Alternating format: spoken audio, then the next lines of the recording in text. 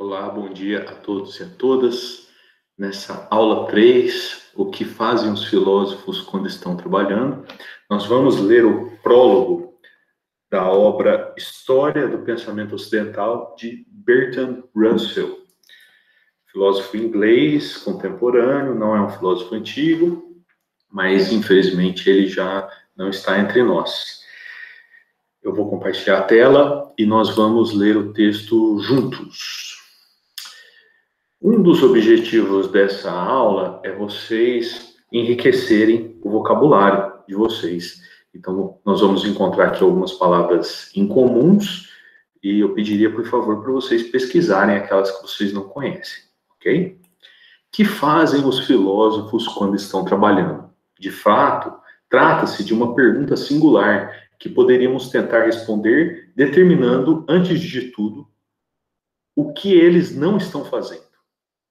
No mundo que nos rodeia, existem muitas coisas bastante compreensíveis, como, por exemplo, tomemos o funcionamento da máquina a vapor. Isso pertence aos campos da mecânica e da termodinâmica. Por outro lado, sabemos muito sobre a constituição e o funcionamento do corpo humano. São assuntos estudados em anatomia e fisiologia. Ou, finalmente, consideremos o movimento das estrelas, que conhecemos bem. Disso se ocupa a astronomia. Todas essas partes do conhecimento, perfeitamente definido, pertencem a uma ou outra ciência. Hoje em dia, portanto, não é característica do filósofo observar as estrelas, tentar entender o seu funcionamento. Se vocês já estudaram um pouco de filosofia, vocês sabem que, no princípio, a astronomia fazia parte da filosofia. Mas hoje, como o Bertrand Russell está dizendo, isso já tem uma ciência específica para ser estudada. Então ele perguntou no que os filósofos trabalham e ele começou dizendo naquilo que os filósofos não trabalham, certo? Continuemos. Porém, todos esses campos do conhecimento confinam com uma área circundante do desconhecido. Quando se chega às regiões limítrofes e se vai além, passa-se da ciência para o campo da especulação. Qualquer coisa que a gente vai pesquisar, o Bertrand Russell está dizendo para nós, chega um momento que algo é desconhecido. E quando chegamos nesse limite daquilo que é desconhecido, a gente entra no campo da especulação. Aqui não é especulação financeira, é uma especulação intelectual. É a gente ficar considerando as possibilidades. Isso é uma especulação. Essa atividade especulativa é uma espécie de exploração, e nisso, entre outras coisas, consiste a filosofia. Como veremos adiante, nesse sentido, os vários campos da ciência começam como exploração filosófica. Assim que a ciência se consolida, prossegue mais ou menos independente, exceto no que diz respeito a problemas de limites e questões de método. Mas, num certo aspecto, o processo exploratório não avança assim, simplesmente continua e encontra novo emprego. Aqui ele comentou algo que eu já tinha dito. A astronomia, ela começou especulativa. Uma vez que ela se tornou ciência, ela se emancipou da filosofia. O que ele está dizendo é uma informação importante, relevante, que todas as ciências que nós conhecemos, elas começaram como especulações. As ciências não haviam sido estabelecidas no princípio. Elas começaram com especulações humanas. A partir das especulações foram se constatando algumas regularidades e isso foi criando as ciências. Todas as ciências, segundo Bertrand Russell, começam com a filosofia. Ao mesmo tempo, devemos distinguir a filosofia de outros tipos de especulação. Em si, a filosofia não pretende resolver as nossas dificuldades nem salvar as nossas almas. Como dizem os gregos, é uma espécie de aventura turística que se empreende por gosto. Portanto, em princípio, não há nenhuma questão de dogma, nem de ritos, nem de entidades sagradas de qualquer tipo, ainda que os filósofos, individualmente, possam ser obstinadamente dogmáticos. Na verdade, há duas atitudes que podem ser adotadas ante o desconhecido. Uma é aceitar as afirmações de pessoas que dizem conhecer, baseada em livros, mistérios e outras fontes de informação. Bom, ele está dizendo aqui que não são todos os tipos de especulação que são enquadradas em filosofia. Imagine uma especulação sobre o que acontece com as pessoas que praticam o pecado. Isso é um tipo de especulação, mas não faz parte da filosofia definir respostas dogmáticas. Individualmente, um filósofo ou outro pode ser dogmático, mas isso não é incorporado no que é chamado uma espécie de ciência da filosofia. Os dogmas não fazem parte. E aí, dentre as especulações, podemos adotar duas atitudes diferentes. Uma é aceitar as afirmações de pessoas que dizem conhecer, baseadas em livros, mistérios e outras fontes de inspiração. A outra consiste em sair em busca por si mesmo, e este é o caminho da ciência e da filosofia. Ante o desconhecido, ou você aceita a resposta das pessoas, ou você sai em busca de respostas. Se você assume a responsabilidade de sair em busca de respostas, essa é uma atitude de um cientista e essa é uma atitude de um filósofo. É a atitude de um cientista se ele sai em busca de respostas de uma ciência já estabelecida. Por exemplo, química. Você quer entender por que algumas fumaças ficam de uma cor e outras fumaças ficam de outra cor. Aí você sai em busca dessa resposta. Se esse é um assunto que te chama atenção, você vai em busca de uma resposta na ciência chamada química, porque já está definida essa ciência, já tem um campo específico de pesquisa. E aí a gente ainda está por entender a filosofia diferente das ciências particulares. Por último, podemos observar um traço peculiar da filosofia. Se alguém pergunta o que é matemática, podemos dar-lhe uma definição do dicionário, dizendo, como ponto de partida, que é ciência dos números. Trata-se de afirmação inquestionável e, além do mais, facilmente compreensível por quem a pergunta, mesmo que ignore a matemática. Desse modo, é possível dar definições a respeito de qualquer campo onde exista um corpo de conhecimento definido. Mas a filosofia não pode ser definida assim. Qualquer definição é questionável e já implica uma atitude filosófica. O único modo de descobrir o que é filosofia é fazer filosofia. O principal objetivo deste livro é mostrar como os homens fizeram isso no passado. O Bertrand Russell faz um livro mostrando o pensamento de vários filósofos para a gente, realizando esse exercício filosófico, entender melhor o que é filosofia. Ele fala algo aqui muito interessante.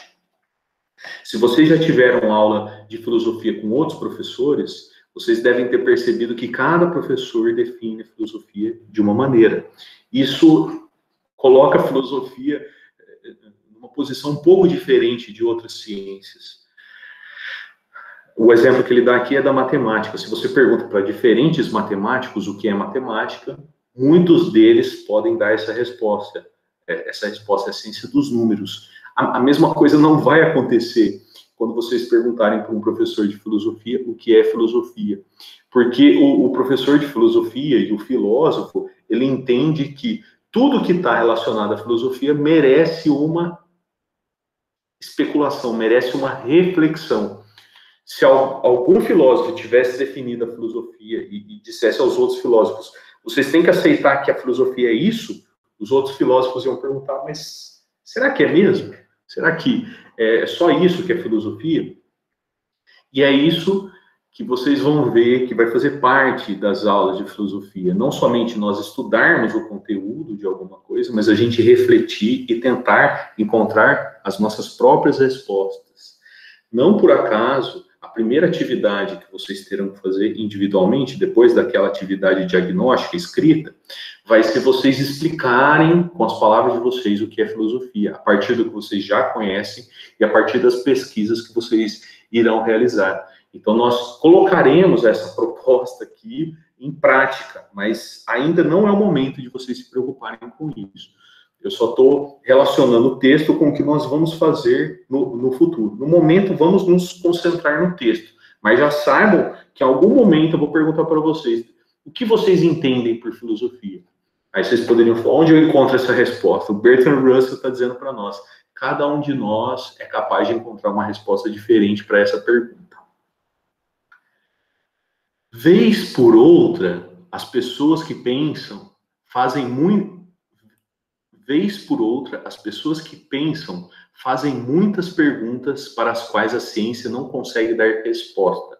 E quem tenta pensar por si mesmo não se dispõe a aceitar em confiança as respostas prontas dos advindos. Cabe à filosofia explorar tais questões e, às vezes, descartá-las. Assim, podemos ser tentados a nos fazer perguntas tais como: qual o significado da vida, se é que de fato existe algum? Será que o mundo tem um propósito? O desenrolar da história nos leva a algum lugar? Ou estas perguntas não têm sentido? Depois, vem os problemas sobre se a natureza é de fato governada por leis, ou se simplesmente cremos que é assim porque gostamos de ver as coisas em certa ordem. E por outro lado, é uma questão geral saber se o mundo é dividido em duas partes díspares, mente e matéria. E se for assim, como se mantêm unidas? E o que dizer do homem? Será um grão de pó a vagar, desamparado num planeta pequeno, insignificante, segundo os astrônomos? Será um monte de substâncias químicas reunidas de forma engenhosa, como poderiam afirmar os químicos? Ou, finalmente, o homem será o que parece ser para Hamlet, nobre pela razão, infinito pelas faculdades? Por acaso o homem não seria tudo isso ao mesmo tempo? Além disso, há questões éticas acerca do bem e do mal. Haverá um modo de viver que seja bom e outro mal, ou tanto faz como vivemos? Se existe um bom modo de viver, qual é e como podemos aprender a viver assim? Existe algo que possamos chamar de sabedoria, ou o que parece ser sabedoria é mera e vã loucura? Nessa última parte que eu li aqui, ininterruptamente, ele vai colocando alguns temas filosóficos. Então, questões éticas acerca do bem e do mal, a busca de um modo de viver, refletir sobre o que é o homem, se o homem é só um pó vagar desamparado num planeta insignificante, segundo os astrônomos, ou se ele é somente a resposta que a química dá. Refletir sobre a natureza, se de fato nós somos governados por leis da natureza, se há uma distinção entre mente e matéria e como funciona essa distinção. Então, ele coloca aqui alguns temas que são temas filosóficos. Todas essas questões são embaraçosas. Não é possível respondê-las mediante experiências de laboratório, e os que possuem uma atitude mental independente se recusam a recorrer aos pronunciamentos dos dispensadores de panaceias universais. Aqui ele foi filosófico. Todas essas questões são embaraçosas. A gente não vai encontrar uma resposta objetiva para essas perguntas. E quem tem uma atitude mental independente, ou seja, quem não fica seguindo somente os exemplos dos outros, se recusam a recorrer a pronunciamentos dos dispensadores de panaceias universais. Quem tem um pensamento independente, uma atitude mental independente, não vai buscar somente respostas de pessoas que anunciam essas respostas, que dão panaceias universais, ou seja, que dão remédios universais para os problemas humanos. As pessoas que têm uma atitude mental independente vão buscar por si mesmas as respostas. Para aqueles, a história da filosofia, ou seja, para aqueles que têm uma atitude mental independente, a história da filosofia fornece as únicas respostas que podem ser dadas. Ao estudar esse difícil assunto, aprendemos o que os outros homens, em outras épocas, refletiram a respeito. E assim chegamos a compreendê-los melhor, pois o seu modo de abordar a filosofia constitui uma importante faceta do seu modo de viver. Em última instância, isso pode nos ensinar a viver, ainda que saibamos pouco. Então, é isso, este prólogo do livro do Bertrand Russell é como se fosse a nossa aula inaugural de filosofia, na qual o que ficou claro aqui é que não vamos encontrar respostas objetivas, diferente de outras matérias, diferente de outras ciências. A filosofia tem esse viés especulativo. E isso pode parecer assim, embaraçoso, isso pode parecer algo... bom, como que eu vou lidar com uma matéria que não vai apresentar respostas, não vai apresentar questões objetivas que eu encontre um resultado objetivo? A filosofia, de certa maneira, nos convida a sermos seres humanos, a lidar com o imponderável, a lidar com aquilo que não está totalmente no nosso controle. Então, eu encerro aqui essa aula de número 3, o que fazem os filósofos quando estão trabalhando, e não temos nenhuma atividade específica sobre essa atividade, não temos nenhuma atividade específica sobre essa aula, o que consiste somente em transmitir esse conteúdo e preparar vocês para o trabalho que vai ser solicitado em breve, no qual vocês vão ter que, com as palavras de vocês, com as pesquisas de vocês, dar uma resposta para o que é a filosofia. Mas isso é uma atividade futura, por enquanto. Então é isso, tenham todos e todas um excelente dia.